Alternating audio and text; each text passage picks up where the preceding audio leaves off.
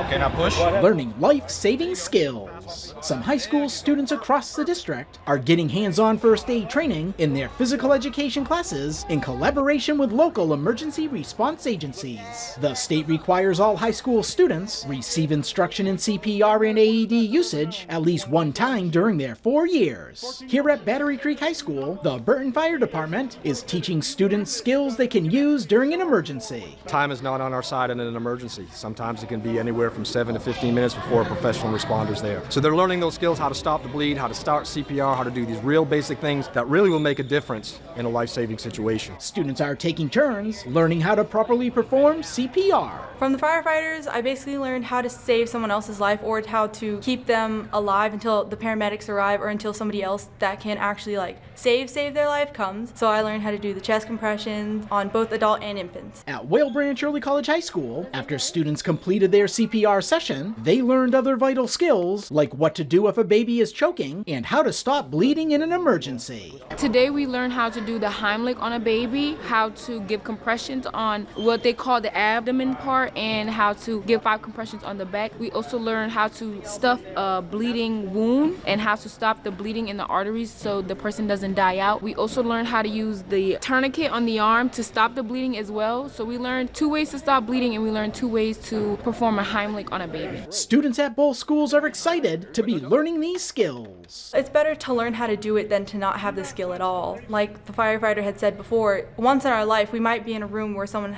else's heart stops, and it'd be best if we knew that skill and were able to help at least to save their life. It's better than doing nothing. When there's no one around, that no one's there to know what to do, and you're there and you know what to do, I feel like that's really important because then you become the lifesaver of the day. I think it's important because when you can save someone's life, and you never know, you could be anywhere, like at a restaurant or something, somebody can just pass out, and if nobody there knows and you're there, you can really save that person's life until the paramedics come. As students complete these first responder workshops, they'll receive CPR certification, a key step in becoming prepared for emergencies. They're going to take these skills for a lifetime. Their CPR card will expire in 2 years, but that doesn't mean the skills don't expire as well. So they're going to go out as adults, and they'll still have these skills. So now we're hoping to flood as many communities as we can with those immediate responders, whether they're students or adults, and hopefully be able to save even just one life that makes it worth it. These first aid trainings are taking place at all district high schools. For the Beaufort County School District, Ron Lopes.